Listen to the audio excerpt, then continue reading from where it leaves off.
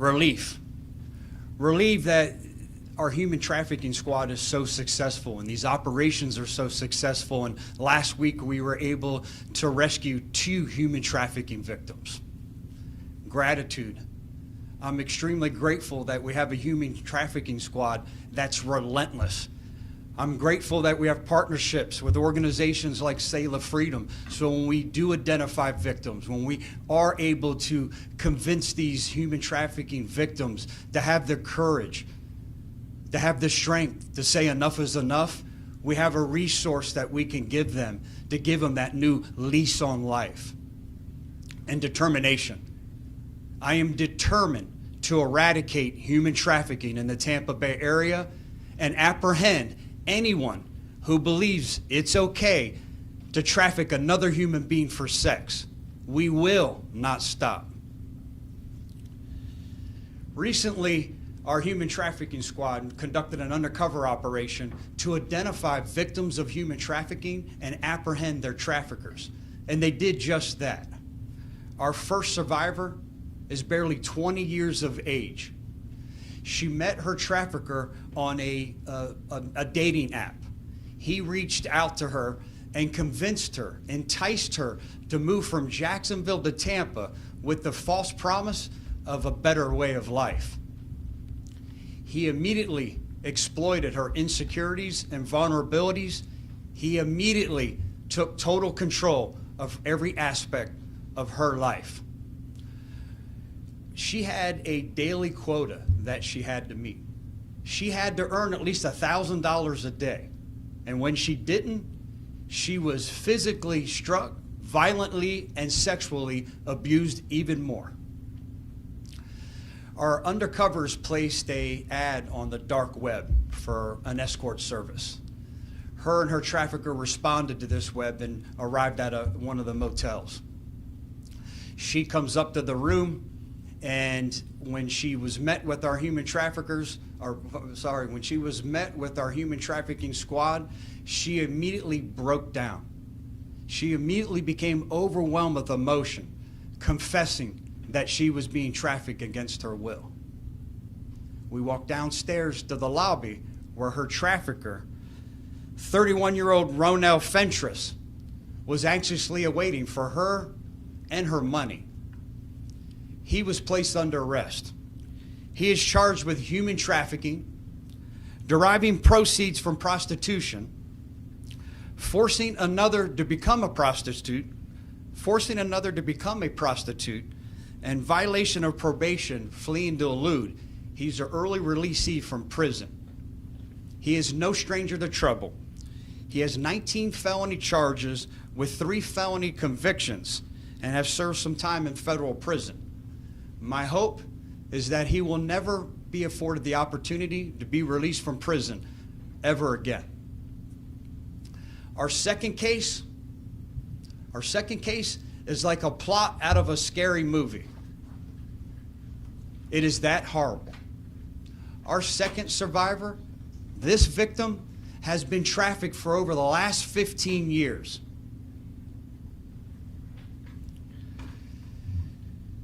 Oftentimes, she has been met with violence. He controlled her, her trafficker controlled her by fear and intimidation. Over the last several years, she has suffered several broken bones and fractures at the hands of her trafficker. Recently, she believed that she may be pregnant.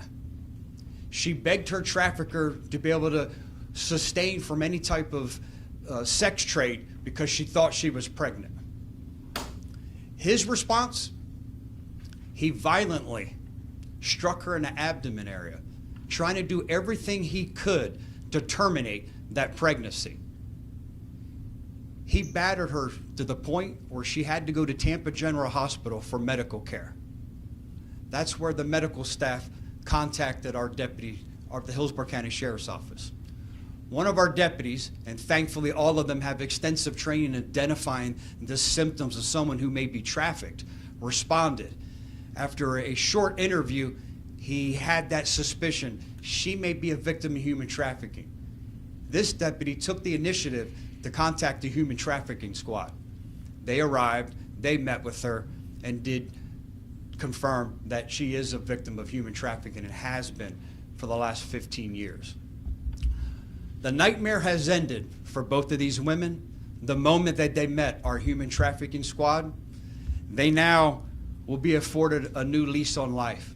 Now they will get that respite care, all that healing, recovery, counseling, gainful employment, whatever they need through a tremendous organization in Selah Freedom.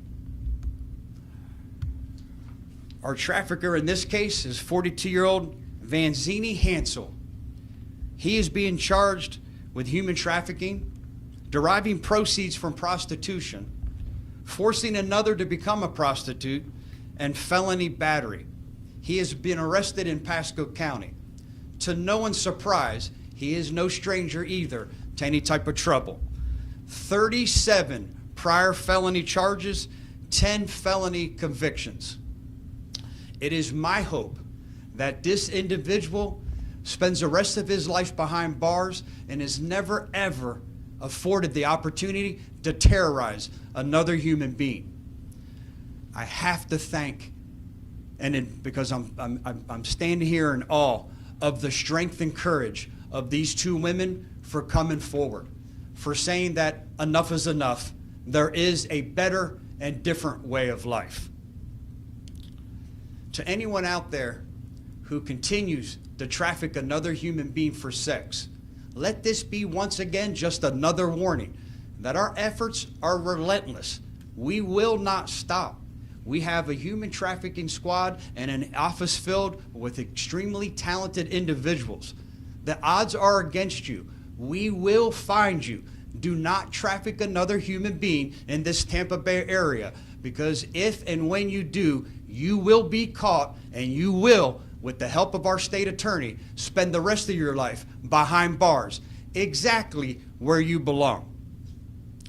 To anyone out there who believes they may be a victim of human trafficking, or anyone who knows or feels that another human being is being trafficked against their will, please know that help is only a simple phone call away. If it's something exigent, call 911. Or you can contact the Florida Human Trafficking Hotline at 1-855-352-7233. That's 1-855-FLA-SAFE. Again, help is as simple as a telephone call away. At this time, I would introduce Misty LaPerriere with Selah Freedom to come forward and share just a little bit more. Oftentimes, we talk about the help and resources that are available, but I think it's important for everyone to hear from Misty and exactly how her organization can help somebody when they finally can muster up enough strength and determination to have that courage and ask for help. Misty, I'll turn it over to you. Thank you. Good morning. Thank you, Sheriff Chronister, for having us here today, and also for your entire human trafficking unit and the work that they do. We are grateful to have the opportunity to work alongside of them and be there immediately to offer support for victims that have come out of a human trafficking situation. I'm grateful for our entire team at Selah Freedom and the advocates that work with us as well to provide immediate resources to survivors. So in the cases that we talked about, some of the immediate needs that we had were finding immediate safe shelter for them, getting them plugged in with therapy resources. A lot of times they have experienced trauma for an extremely long time. So to help them recover from that, to honor the fact that they were brave enough to come forward and share with us their experience. I mean, they are the true heroes in this, to stand up and be able to say, hey, this happened to me and I want help, and to accept the help that's there. It can look different for each survivor as to exactly what their needs are. I know we had a case earlier this year. It was help with some of their immigration stuff. We were able to meet that and help them. For other survivors, it's housing, it's medical needs, it's dental care, it's therapy. They need help with schooling, job resources. Those are things that we can offer at Selah Freedom. So I am immensely grateful to be able to work with Hillsborough County Sheriff's Office and their entire human trafficking unit. I will share they are top notch at going after traffickers. We have had a lot of success in prosecuting traffickers as well as being able to help victims. So, and additionally, I would just say to anybody out there that suspects human trafficking, or if you yourself have been a victim of human trafficking, to please feel comfortable in coming forward. The Sheriff's Office is there to be able to help you. They do have resources to help you get out of this lifestyle and to have true freedom from a lot of the trauma that you're going through. So thank you for allowing us to be here today and for the partnership that we have with you here at the Sheriff's Office. Thank you, Misty. Once again, we couldn't be this successful without you. Thank you to you and your entire team for the partnership that we share. What questions can I answer for anybody? Sheriff, are there any charges that either of these two folks face that would keep them behind bars the rest of their lives? Yes, I'm hoping these human trafficking charges will do just that. I've been in contact with our state attorney. As we know, justice is at the forefront of every case she prosecutes, and she assured me she'll do everything she can. Along that amplifies this is their criminal history. One's are early parole releasee. One has an extensive violent criminal history. I think just their criminal histories alone should keep them in prison, but along with these serious felony charges that they now face with true, real victims and a state attorney that we have that's relentless, I feel confident that they won't ever have the opportunity to terrorize another human being. You sort of talked about how the first victim came in contact with that suspect, but what about the second victim you said had been trafficked for 15 years? Great question, and I would love to talk more. Again, this is such a horrible story. It's one from a scary movie. Sadly, we believe there's more victims at the hands of this trafficker, and our human trafficking squad has still worked on that. So this is the one time that I have to say I apologize. I can't say more because I may jeopardize the investigation that they have ongoing right now. Ma'am, if I could, what are some of the reasons women don't make that phone call, reach out for help? Can you explain from your experience in dealing with them and talking with them why that's so hard for them to do? Ooh, there's a lot of reasons that that's hard for them to do. I mean, number one, it can be the threats, the violence. I mean, Sheriff Chronister just shared one of the girls, just wanted to take a day off and experienced getting beaten severely to the point that he was trying to terminate a suspected pregnancy. So it could be fear of that, lack of resources. If they don't have a safe place to go, a lot of the women, they may not have safe family that they can return to. And I just want to highlight as well, it's not just women. This isn't a crime that just affects them. We know sometimes that men and boys are also trafficked. And in the case of like a victim getting out, sometimes there can be trauma bonds, right? They fooled them to believe that they're in love with their trafficker. So those are some of the reasons. How much of this is going on out there? This is just one investigation. You clearly found somebody just by posting one ad on one dark website. If people really knew how much trafficking is out there, how concerned would they be, and how much is there? Unfortunately, it's very prevalent, which is why I'm extremely happy that the Sheriff's Office has a whole unit dedicated to investigating human trafficking so that we can get more people out and offer more resources. I can share with you, I've been with Selah Freedom about 9 years, and I've been to at least 10 jury trials, some involving multiple victims. And those women have been strong enough to come forward and testify against their traffickers, women and men. Are you able to say what part of town, Sheriff, these two folks are living in? We've determined over the past several operations, it happens all throughout the county. It happens in the city. It's happening all throughout the state of Florida. And I don't think it's just limited to the state of Florida. I think the reason that we have the most reported number of telephone calls to the Florida hotline is because people are taking initiative to give us a call. We're becoming so such a strong advocate for yes, the enforcement part, but the awareness, the education, and as well as the treatment. Combating this on several fronts. Our human trafficking squad's very active. This is only one part of what they do. They have the internet predator operations that they do for those that are targeting our young children, the hotel motel operations, the adult entertainment industry, the strip clubs, along with the massage parlors. I mean, they're constantly focusing on different aspects.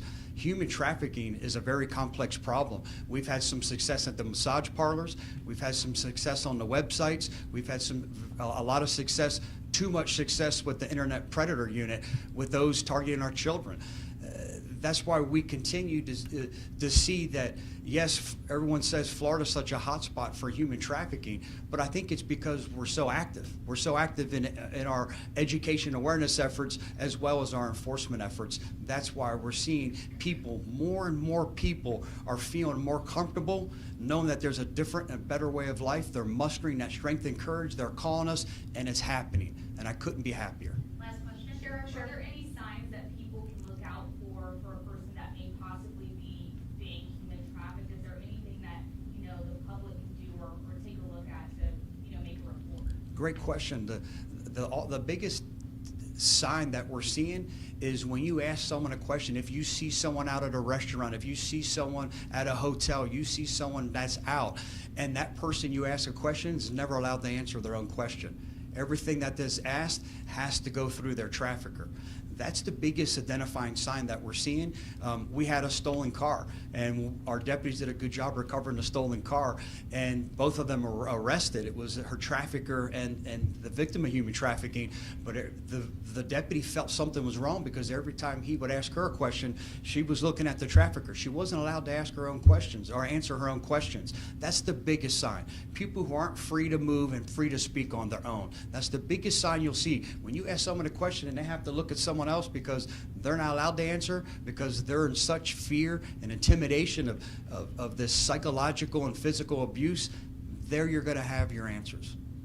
I'm sorry, I know you are at the same time answering, and you guys came in just Thank you so much. Yes. What we wanted to ask is sometimes these cases, the victims don't make that first call. So just the importance of your deputies being able to recognize and ask the right questions that people that may seem like they're part of a crime might be victims, because I think that's a lot more nuanced than people may realize. Very valid point. I will tell you that a lot of times the last people that these victims of human trafficking trust is law enforcement.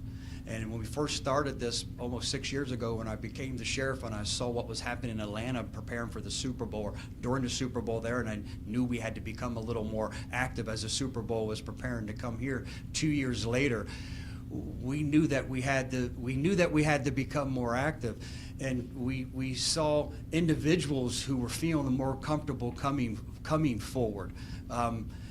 What we found is the last thing they wanted to do is talk to law enforcement, right? Because you're not going to be able to help me. You're just going to get me in more trouble. You're going to cause me to be beat more by the person that's trafficking me.